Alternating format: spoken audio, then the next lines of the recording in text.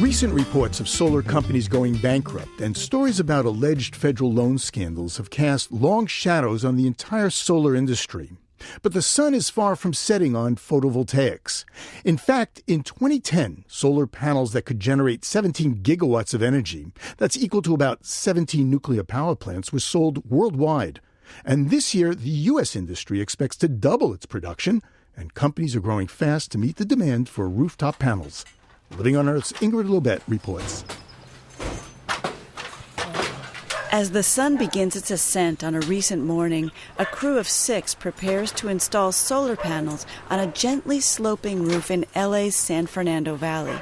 Their company, Verengo Solar Plus, has crews out on 9 other roofs this morning, but CEO Randy Bishop says he has enough business for 2 more. We're extremely busy. We've hired 350 people so far this year, and we're hiring for 55 different positions right now. Installers, electricians, guys that are up on the roofs, call center, underwriting type. There aren't many companies in the United States who hired 350 people this year. The reasons solar is different are simple.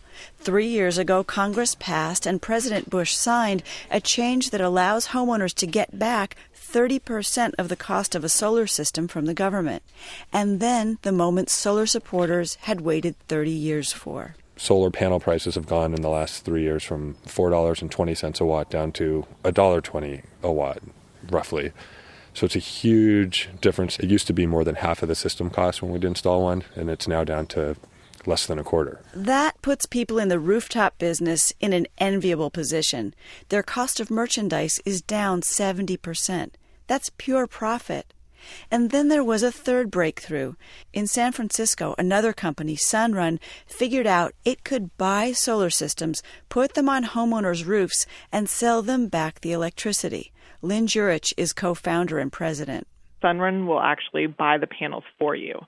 So we're really just becoming another utility provider. So now you don't have to spend $20,000 out of pocket and then wait to get that tax credit at the end. You're really able to get the system for $0 to a couple $1,000s up front. Sunrun owns the panels and the power. The homeowner pays them every month, but less than what they were paying their old power company. A typical customer would be a family with a few children. They're paying somewhere around $180 a month for their electric bill. So now once they switch over with Sunrun, the bill now is about $170 to $175. But the real benefit is that these are 20-year contracts, so you get to lock that price in. Sunrun tripled its size last year and has expanded to 9 states, including New Jersey, Massachusetts, Pennsylvania, Maryland, Colorado, Arizona, and Hawaii. Millions of people live in places where solar now pencils out. And Jurich says it's power that can be brought online quickly. If the United States is going to make a decision today to say, let's build a nuclear plant or a coal plant, it actually takes 10 to 15 years to get those up and running, at which point solar power is going to be more affordable, and it can actually be commissioned much sooner and, built in just a year time frame. And Sunrun is by no means the only company that offers to finance and maintain solar systems for homeowners. Another major player is Solar City, whose green vans and radio ads are becoming ubiquitous in some cities. It's remarkable. You save energy, you save money, you help change the world. Visit our savings calculator at solarcity.com or call 877-988-SOLAR. In a vote of confidence for the business model and the company, this summer Google put $280 million into Solar City's installations. Of course, solar still doesn't make sense for everyone. In parts of the country where electrical rates are low, like much of the Midwest, or in places with mild temperatures, it's still not worth it.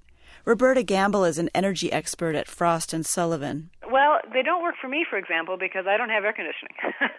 I live by the coast, and I don't really have any hot summers, so I don't spend a lot of electricity during the summer months, so I wouldn't save any money.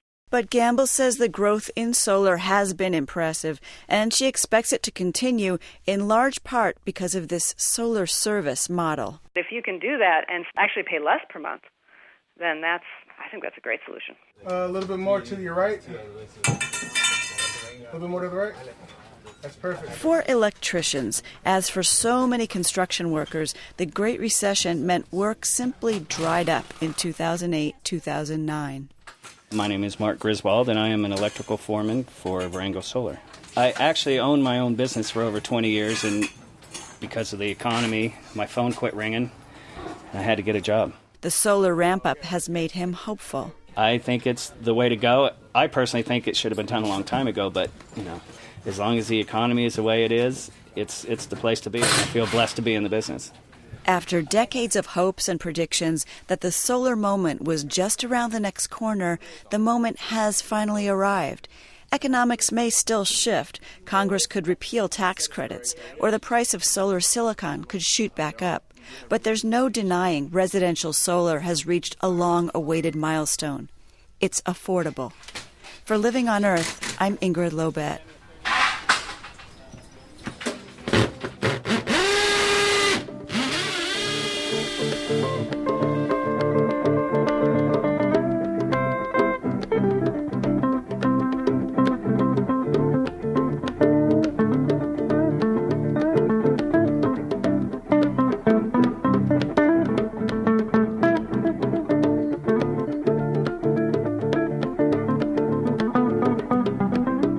Just ahead, here's a switch. Ranchers who are eager for beavers. Keep listening to Living on Earth. To Living on Earth. To Living